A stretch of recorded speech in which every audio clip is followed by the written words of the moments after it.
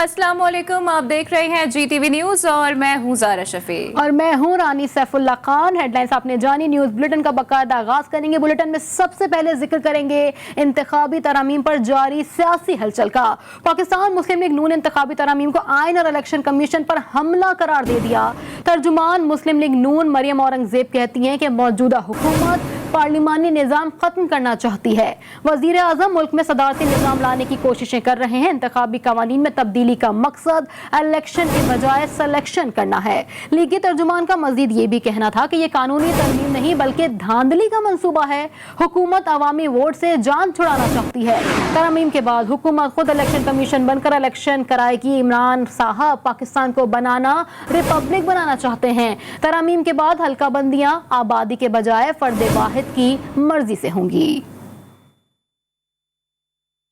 फवाद चौधरी की तनकीदी तोपों से नून लीग पर भी लफ्जी गोलाबारी। एहसन इकबाल मरियम औरंगजेब और साद रफीक को खत्ताती सीखने का मशवरा दिया। कहा लीगी रहनुमा कलम दावत देकर खुद ही हुकूमत नामंजूर लिखना शुरू कर देती है। उनकी एक और खूबी ये भी है कि ये हर चीज को पढ़े बगैर ही मुस्तरद करना चाहते हैं। फवाद चौधरी का मजीद कहना था कि मुस्लिम लीग ने ओवरसीज पाकिस्तानियों के वोट का हक मुस्तरद किया। कोई इन्हें बताए कि नवाज शरीफ एंड सन्स और इसहाक डार भी ओवरसीज पाकिस्तानी है, लेकिन उनके ओवरसीज पाकिस्तानी पैसा भेजने के बजाय मुल्क से बाहर ले जाते हैं।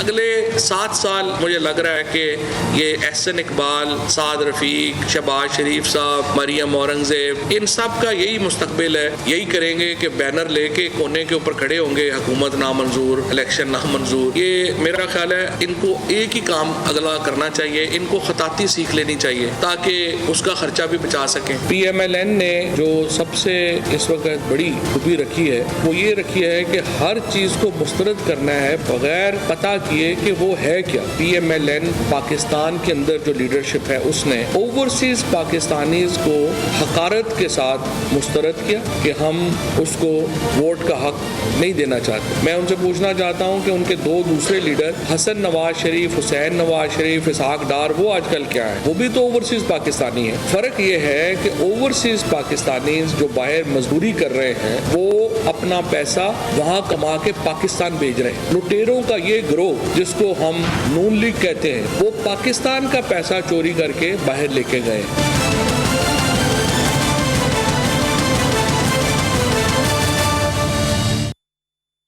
वज़ीर मुमलिकत फारूक हबीब ने लीगी रहनुमाओं के इल्ज़ामात मुस्तरद कर दिए। कहा मुल्क में पार्लिमानी निज़ाम राइज है, सदारती निज़ाम उसकी ख्वाहिश है जिसने शोशा छोड़ा। घबराए हुए लोगों ने तरामीम पढ़ी ही नहीं है। इंतखाबी इस्लाहात से मुतालिक लीगी बयानात मुज़ाहिका खेज़ हैं। मजीद कहा कि ओवरसीज़ पाकिस्तानियों के वोट से मुतालिक लीगी मुखालफत हैरान कुन है। ओवरसीज़ पाकिस्तानियों को वोट का हक देने से मुतालिक लीगी कायद के बयानात रिकॉर्ड पर हैं। चेयरमैन पाकिस्तान पीपल्स पार्टी बिलावल भुट्टो की वफाकी बजट पर कड़ी तनकीद। कहा आवाम पर 425 अरब रुपए के टैक्सेस लगाना जुल्म है।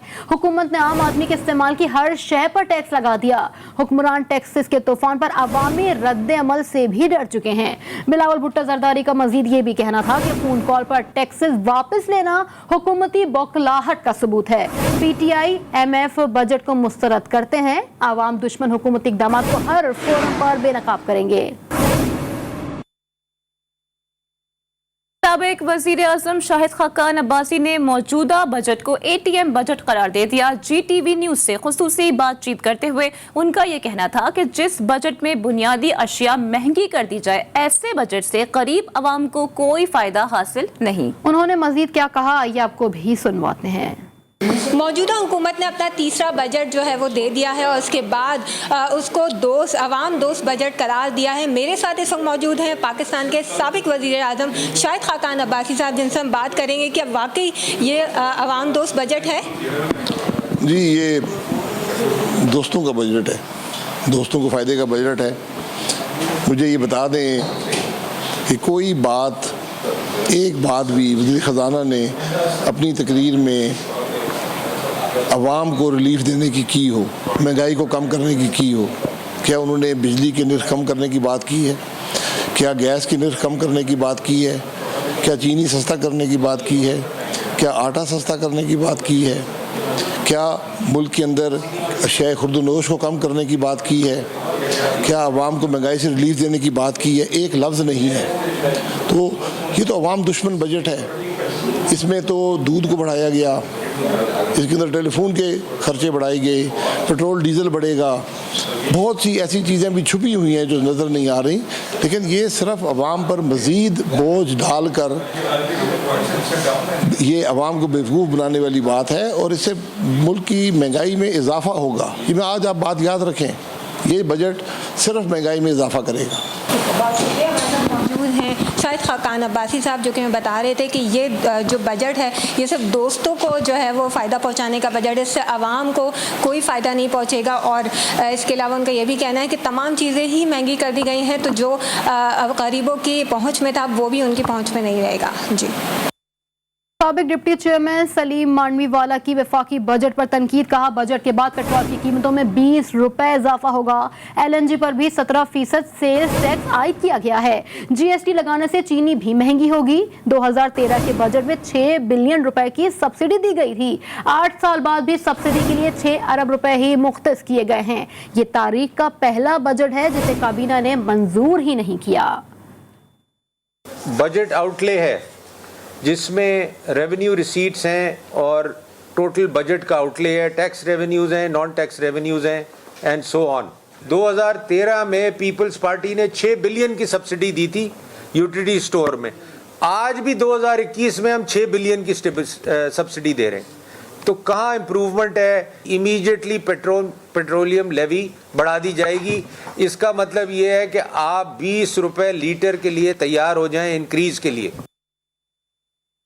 पीपल्स पार्टी और नून लीग के मुनहरिफ अरकान की वजीर आला पंजाब से मुलाकात। मुनहरिफ अरकान ने बजट में बुज़दार सरकार की हिमायत क्यों की? GTV न्यूज़ ने अंदरूनी कहानी का पता लगा लिया है। ज़राए के मुताबिक वजीर आला ने मुनहरिफ अरकान को हल्कों के लिए तरक्याती फंड्स देने की यकीन दहानी कराई है। मजीद के तफसीलात हैं, जान लेते हैं नुमाइंदा GTV न्यूज़ मियां शुएब अहमद से। शुएब, मजीद क्या क्या यकीन दहानियाँ कराई गई हैं मुनहरिफ अरकान को?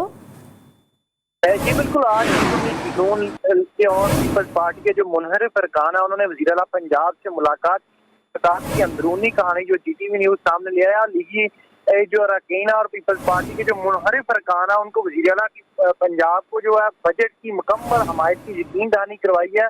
और मुनहरिफ अरकान की जानब से ये भी कहा गया कि अगर हम इजलास में शिरकत करेंगे तो हम वोट नहीं दे सकते, हमें डिसीट कर दिया जाएगा आईनी तौर पर। तो लिहाजा हम इजलास में जो मुनहरिफ अरकान है ज़राए के मुताबिक शिरकत नहीं करेंगे। और मुलाकात में वज़ीर आला को ये यकीन दहानी करवाई गई है। मियां शुएब अहमद, बहुत शुक्रिया तमाम डिटेल्स के लिए। 16 बयां वफाकी वजीर फवाद चौधरी की कराची यात्रा साई सरकार पर भारी पड़ने लगी। सिंध के सबसे बड़े शहर में बैठकर फवाद चौधरी ने सिंध के हुक्मरान जमात के खिलाफ चार्जशीट पेश कर दी। कहा वजीर आला सिंध कौम परस्त सियासत कर रहे हैं। साई सरकार काम करने के बजाय प्रोटोकॉल एंजॉय कर रही है। सिंध के फैसले वजीर आला हाउस में नहीं बिलावल हाउस में किए जाते हैं। सिंध को 3 सालों में 1800 अरब दिए। रवा बर्स NFC के 750 अरब भी देंगे। सिंध की हालत देखकर नहीं लगता कि तरक्याती फंड्स या NFC का पैसा किसी शहर पर खर्च हुआ। वफाकी वजीर इत्तलात ने कराची की पुलिस को नाअहल करार देते हुए कहा कि इतना पैसा मिलने के बावजूद सिंध हुकूमत अपनी पुलिस को भी ना ठीक कर सकी। हर साल वफाकी मिन्नतें की जाती हैं कि रेंजर्स को कराची में रहने दें। गवर्नर राज से मुतालिक फवाद चौधरी का मजीद ये भी कहना था कि आइन में गवर्नर राज के लिए गुंजाइश नहीं, लेकिन सिंध पर आर्टिकल 140A का फौरी निफाज होना चाहिए।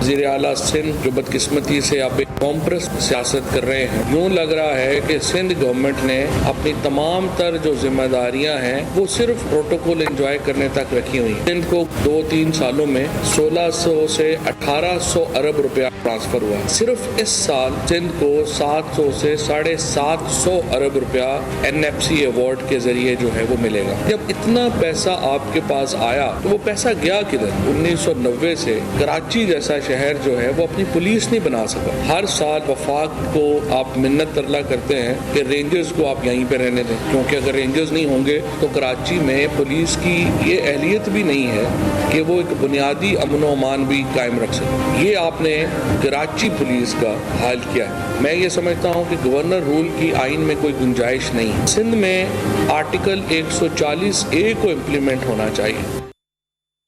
वज़ीर इत्तलात सिंध नासिर हुसैन शाह ने वफाकी वज़ीर इत्तलात फवाद चौधरी के बयान पर रद्द-ए-अमल में कहा है कि वज़ीर आला सिंध के खिलाफ वफाक साजिशें कर रहा है। हमें सब मालूम है। फवाद चौधरी सिंध की निगरानी के ख्वाब देखना बंद करें। वफाकी वज़ीर इत्तलात सिंध हुकूमत से NFC के तहत दिए गए फंड्स का हिसाब लेने का हक नहीं रखते।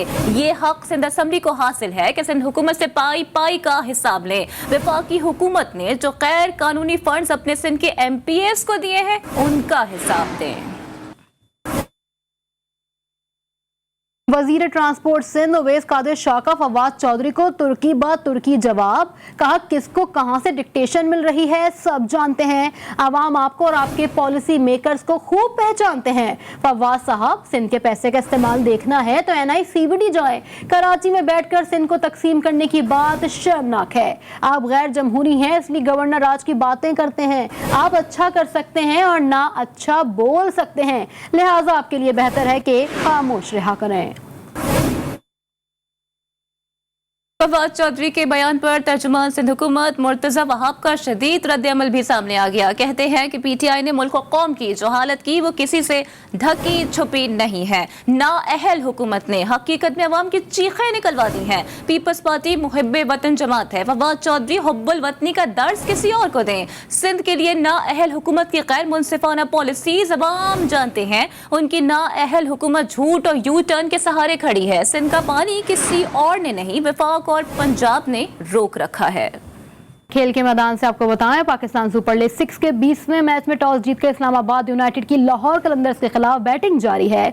पाकिस्तान सुपर लीग में पहली बार इस्लामाबाद यूनाइटेड ने टॉस जीतकर बैटिंग का फैसला किया है। फैसला कुछ अच्छा नहीं रहा। 0 पर पहली 4 रन पर दूसरी और 13 रन पर तीसरी विकेट गिर गई। शादाब 11 में 2 और सुहेल अख्तर 11 में 1 तब्दीली की गई है। पाकिस्तान क्रिकेट के बड़े मेले में आज दूसरे मैच में पेशावर ज़ल्मी का मुल्तान सुल्तान से मुकाबला होगा। दीगर खबरें शामिल करते हुए आपको बताते हैं कि रावल डैम इस्लामाबाद में नहाते हुए नौजवान जाँ बहक हो गया। रेस्क्यू हुक्काम के मुताबिक 16 साला नौजवान करीबी आबादी का रिहायशी था, जिससे लाश को फेडरल जनरल अस्पताल मुंतकिल कर दिया गया है। वाक़े में एक नौजवान मामूली जख्मी भी हुआ, जबकि तिब्बी इमदाद देकर अस्पताल से फारिग भी कर दिया गया। कोयटा के मरियाबाद के इलाके खारतार में कुएं में काम के दौरान गैस भर जाने से 4 मजदूर जाँ बहक हो गए हैं। मरियाबाद में कुएं की सफाई के लिए उतरने वाले जाँ बहक मजदूरों की लाशें निकालकर सिविल अस्पताल मुंतकिल कर दी गई, जिनकी शनाख्त का अमल अब भी जारी है। पुलिस के मुताबिक वाक़े की तहकीकात भी जारी है। इब्तदाई रिपोर्ट के मुताबिक मजदूर कुएं में सफाई के लिए उतरे, जहाँ पहले से ही गैस मौजूद थी। और कराची के शहरियों की चोरी शुदा गाड़ियां ऑनलाइन टैक्सी सर्विस में चलाने का इंकशाफ हुआ है। ACLC ने इंतहाई मतलूब बैनुस्सूबाई कार लिफ्टर गैंग को गिरफ्तार कर लिया है। मुल्जिमान में 2 सरकारी एहलकार भी शामिल हैं। कराची में AVLC ने कार्रवाई करते हुए कराची और खुस्तार से ताल्लुक रखने वाले बैनुस्सूबाई कार लिफ्टर गैंग को धर लिया है। मुल्जिमान ने इंकशाफ किया है कि चोरी की गई गाड़ियां ऑनलाइन टैक्सी सर्विस के लिए इस्तेमाल की जाती हैं। इसके अलावा रेंटे कार के लिए चोरी शुदा गाड़ियां ही दी जाती हैं। मुल्जिमान में सरकारी इदारे के 2 एहलकारों समेत 5 मुल्जिमान भी शामिल हैं, जिनसे चोरी शुदा 5 गाड़ियां भी बरामद कर ली गईं। लोअर चित्राल के जंगलात में लगने वाली आग बेकाबू हो गई। तर्जुमान महकमा जंगलात के मुताबिक आग बुझाने के लिए रेस्क्यू के अलावा चित्राल स्काउट्स और लेवीज फोर्सेस भी पहुंच गए हैं। घने दरख्तों की वजह से आग तेजी से फैल रही है। इस वक्त 3 मुख्तलिफ मुकामात में जंगल को आग लगी हुई है, जिससे जंगली हयात को भी खतरा पैदा हो गया है। वफाकी दारुल हुकूमत इस्लामाबाद के सेक्टर 12E के मकीन बिजली, गैस और पानी जैसी बुनियादी सहूलतों से महरूम है। मकीन मुतालिबात के हक में प्रेस क्लब पर सरापा एहतजाज है। पुलिस की भारी नफरी भी प्रेस क्लब के बाहर तैनात कर दी गई है। मजीद क्या तफसीलात है जान लेते हैं नुमाइंदा GTV न्यूज साकिब सैयद से। साकिब, ताज़ा तरीन सूरत हाल से आगाह कीजिएगा। जी बिल्कुल, जैसे कि इस्लामाबाद प्रेस क्लब के बाहर E12 के जो मुतासरीन हैं वो अपने हकूक के लिए एहतजाज रिकॉर्ड करवा रहे हैं। जैसे कि पुलिस की भारी नफरी भी प्रेस क्लब के बाहर तैनात की गई है। जैसे कि पुलिस की जानिब से मुजाहिरीन के स्पीकर और स्पीकर वाली गाड़ी भी जब्त कर ली गई है। इसके साथ साथ पुलिस की जानिब से मुजाहिरीन को एहतजाज से रोका जा रहा है। मुजाहिरीन का यही कहना है कि सीधे की जानिब से जो है वो E12 में जो सहूलियात हैं वो मौसर नहीं की जा रही। जैसे कि E12 को नजरअंदाज किया जा रहा है। बड़ी बड़ी सहूलियात जैसे कि बिजली, गैस, पानी का जो मसाइल है उससे भी हल नहीं किया जा रहा। बुनियादी सहूलियात से महरूम शहरी सरापा एहतजाज है। साकिब सैयद अपडेट करे थे, बहुत शुक्रिया आपका। शहर कायद में बिजली के बाद गैस भी शर्मा गई। CNG की तवील बंदी से शहरी मुश्किलात का शिकार हैं। कुछ स्टेशन इजाफी रकम लेकर बंदिश के बावजूद CNG फराहम कर रहे हैं। कराची से रिपोर्ट करेंगे मोहम्मद मोहसिन।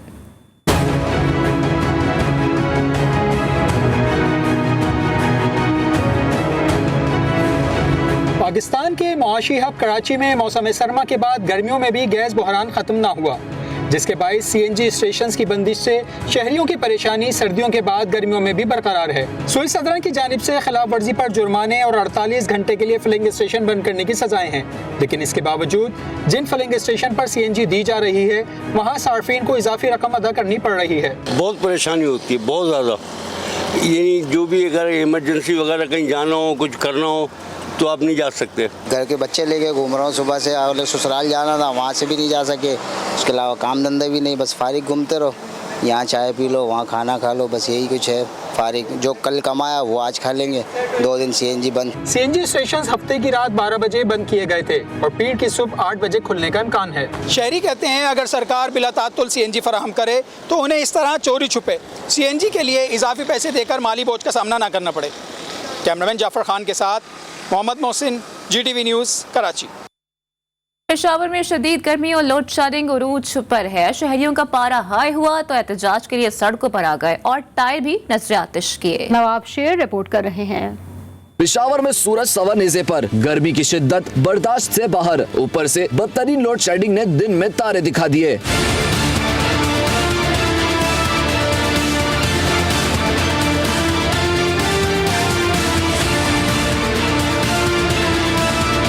बिजली की गैर एलानी और तवील बंदिश ने शहरियों का जीना महाल कर दिया। शदीद गर्मी में बिजली की लोड शेडिंग से 27 शहरियों का पारा हाई हुआ तो सड़कों पर आ गए और टायर जलाए। लोड शेडिंग से तंग शहरियों का कहना है पैसों की नाअहली की वजह से मामूलात जिंदगी शदीद मुतासिर हो रही है, लेकिन हर महीने बिल बाकायदगी से भेजे जा रहे हैं। हम ये समझते हैं कि पाकिस्तान के अंदर बिजली की कोई कमी मौजूद नहीं है, बिजली का पैदावार पूरा हो रहा है, लेकिन ये हुकूमत की नाअहली है कि वो आवाम तक की बिजली पहुँचाने में नाकाम है। तिजारत, तालीम और जिंदगी के तमाम तर शोबे जो हैं वो इस वक्त मुतासिर हैं। मुजाहिरीन ने मुतालबा किया कि वजीर आजम इमरान खान अपोजिशन में रहते हुए जो वादे दावे करते रहे अब इन्हें पूरा करें और बिजली की बंदिश के अजाब से छुटकारा दिलाएं। कैमरामैन सोहेल राना के साथ नवाब शेर, GTV न्यूज़, पेशावर। कांगड़ में बिजली की लोड शेडिंग ने शहरियों को अजाब में मुब्तला कर दिया। शदीद गर्मी में 14 से 16 घंटे लोड शेडिंग बर्दाश्त से बाहर हो गई है। रिपोर्ट करेंगे राना सकलैन रजा। ना आंधी ना तूफान, फिर भी है सांगड़ के शहरी परेशान। वजह है बिजली का बहरान। सांगड़ में गर्मी क्या बढ़ी, लोड शेडिंग में भी इजाफा कर दिया गया। 24 घंटे में से 10 घंटे बिजली मुयसर, जिस पर शहरी कहते हैं कि कोरोना वायरस के बायस हुकूमत आवाम को घरों तक महदूद रहने की हिदायत तो करती है, लेकिन शदीद गर्मी में बिजली ना हो तो आवाम कहाँ जाए। बिजली की तवील बंदिश के बायस कारोबार भी ठप होकर रह गया है, जिस पर शहरी कहते हैं कि 20 घंटे इन लाइट नहीं आ रही। ठीक है ना, हम तो बहुत परेशान हैं। दुकानदार हज़रात जितने भी है ना सब परेशान लगे पड़े। अभी भी आप देख लो लाइट है ही नहीं। ये तो गर्मी इतनी ज़्यादा है शहर के अंदर और कोई इनको पूछने वाला नहीं है। 5 मिनट लाइट देते हैं, 6 घंटे 2 घंटे 4 घंटे तो पक्की बंद हो रही है। सांगड़ के शहरियों ने मुतालबा किया है कि हैस्को इंतजामिया की ज्यादतियों का नोटिस लेकर और लोड शेडिंग पर काबू पाकर आवाम को रिलीफ फराहम किया जाए। कैमरामैन आसिफ अली के साथ राना सकलैन रजा, GTV न्यूज, सांगड़। गैर मुल्की फ़ज़ाई कंपनी फ्लाई दुबई की कोरोना SOPs की खिलाफ वर्जी के बायस बैरून मुल्क से कोरोना मुस्बत मुसाफिरों की आमद न रुक सकी। दुबई से आने वाले 7 मुसाफिरों के टेस्ट पॉजिटिव आ गए। इसी पर मजीद बात करेंगे नुमाइंदा खुसूसी जावेद असगर चौधरी से। जावेद असगर चौधरी, अपडेट कीजिएगा। दुबई में तो बहुत स्ट्रिक्ट प्रोटोकॉल्स हैं, लेकिन वहाँ से यहाँ आने वालों का कोई चेक एंड बैलेंस नहीं रखा जा रहा है। जी बिल्कुल, जैसा कि आपने नाज़रीन को आगाह किया, ऐसी ही बात है। फ्लाई दुबई एयरलाइन मुसलसल कोरोना SOPs की खिलाफवर्जियां जारी रखे हुए है। फ्लाई दुबई की परवाज FZ 329 की कराची इंटरनेशनल एयरपोर्ट पर आमद के बाद एक से मुसाफिरों के रैपिड टेस्ट के दौरान 7 मजीद मुसाफिरों में कोरोना मुस्बत निकले और मुस्लिम मुसाफिरों को पहले अमले में जिना एयरपोर्ट पर क्वारंटाइन किया गया। बाद में कोरोना मुसाफिरों को सरकारी एम्बुलेंस के जरिए कुरंगी क्वारंटाइन सेंटर मुंतकिल कर दिया गया है। CA की जानिब से बार बार वार्निंग दिए जाने के बावजूद फ्लाई दुबई खिलाफवर्जियों पर सजा जारी रखे हुए है और इससे कबल फ्लाई दुबई ने सियालकोट एयरपोर्ट पर भी कोरोना मुसाफिरों को पहुंचाया था। ये कहना तर्जुमान CA का। तर्जुमान के मुताबिक एविएशन कवानीन की खिलाफवर्जी पर फ्लाई दुबई के खिलाफ कार्रवाई की जाएगी और कोरोना मुसाफिरों की आमद की शिकायत मौसूल होने पर CA ने पहले ही 11 जून को सियालकोट आने वाली परवाज का खुसूसी इजाज़तनामा CA मनसूख कर चुके हैं। उसके बावजूद फ्लाई दुबई ऐसे कोरोना मुस्बत मरीजों को लाने का सिलसिला जारी रखे हुए है। फ़ज़ाई कंपनी फ्लाई दुबई की कोरोना SOPs की खिलाफ वर्जियां हमें अपडेट कर रहे थे नुमाइंदा खुसूसी जावेद असगर चौधरी, आपका बहुत शुक्रिया। वज़ीर ख़ारिजा शाह महमूद कुरैशी का कहना है कि कुलभूषण यादव का केस बिगाड़ने वाली मुस्लिम लीग नून है। मुल्तान में मीडिया से गुफ्तगू में वज़ीर ख़ारिजा ने कहा कि भारत चाहता है कि कुलभूषण को काउंसिल रसाई ना दी जाए और वो पाकिस्तान को दोबारा आलमी अदालत में ले जाए। हम आलमी अदालत की सिफारिशात पर अमल दरामद कर रहे हैं। उम्मीद है हमारी अपोजिशन भारत की चालों को समझेगी। कुलभूषण यादव का केस बिगाड़ने वाले मुस्लिम लीग नून है। हिंदुस्तान चाह रहा है कि उसे काउंसिल रसाई न दी जाए और हम इस बहाने की आड़ में दोबारा पाकिस्तान को इंटरनेशनल कोर्ट ऑफ जस्टिस में घसीटें। हमने जो इक़दामात लिए हैं वो इंटरनेशनल कोर्ट ऑफ जस्टिस के जो अहकामात थे, उनकी जो सिफारिशात थी, उन पर अमल दरामद करने के लिए हमने इक़दामात उठाए हैं। मुझे उम्मीद है कि हमारी ऑपोजिशन के मेंबरान नासमझी का सबूत नहीं देंगे। कनाडा में शहीद होने वाली पाकिस्तानी फैमिली की तदफीन कर दी गई। चारों अफराद को ओंटारियो में आसूदा खाक कर दिया गया। इस्लाम सेंटर के बाहर अदा की गई नमाज जनाजा में हजारों की तादाद में शहरियों ने शिरकत की। शोहदा के जस्ते खाकी कनाडा के कौमी परचम में लिपेटे गए थे और उन्हें कैनेडियन स्पेशल गार्ड के तहत दस्ते ने सलामी भी पेश की। आखिरी रसूमात में हर रंग, नस्ल और मजहब से ताल्लुक रखने वाले अफराद मौजूद थे। ओंटारियो में पाकिस्तानी शहरी सलमान और उनकी वालिदा, अहलिया और बेटी को दहशतगर्द ने ट्रक से कुचलकर शहीद किया था। अल्लाहु Akbar. Assalamu alaikum wa rahmatullah. Allah forgive those of us who are alive and those of us who passed away. Forgive our young and our old, our men and our women, those among us who are present and those who are absent. Oh Allah, when you give us life, let us live in submission to you. Saudi वजारत सेहत की app तवक्कलना से वसी पैमाने पर इस्तेफादे के लिए 75 ममालिक में सर्वे की सहूलत फराहम कर दी गई है। तवक्कलना ऐप के जरिए अरब ममालिक के अलावा यूरोपीय और एशियाई ममालिक को भी पहले मरहले के तौर पर शामिल किया जाएगा, जबकि पाकिस्तान इन ममालिक में शामिल नहीं किया गया है। और मुल्क के बालाई इलाकों समेत पंजाब के बलाई और वस्ती इलाकों में आंधी और गरज चमक के साथ बारिश से जल थल एक हो गया। कश्मीर, बलाई, KPK के मुख्तलिफ मकामात पर वक्फे से होने वाली बारिश से मौसम खुशगवार हो गया। चकवाल, रावलपिंडी, इस्लामाबाद, लाहौर, कसूर, जहलम और दीगर शहरों में बारिश से गर्मी का जोर टूट गया है। दूसरी जानिब सिंध और बलूचिस्तान में शदीद गर्मी की लहर बरकरार है। नौकुंदी, दालबदीन और सिब्बी में दर्जे हरारत 48 डिग्री सेंटीग्रेड रहा, जबकि दादू में 47, जैकबाबाद और लाड़काना में 46 डिग्री सेंटीग्रेड रिकॉर्ड किया गया। न्यूज़ बुलेटिन से फिलहाल इतना ही। मज़ीद खबरों अपडेट्स के लिए आप विजिट कर सकते हैं हमारी वेबसाइट GTV network.tv। बाखबर रहने के लिए देखते रहिए GTV न्यूज़, जी पाकिस्तान के लिए।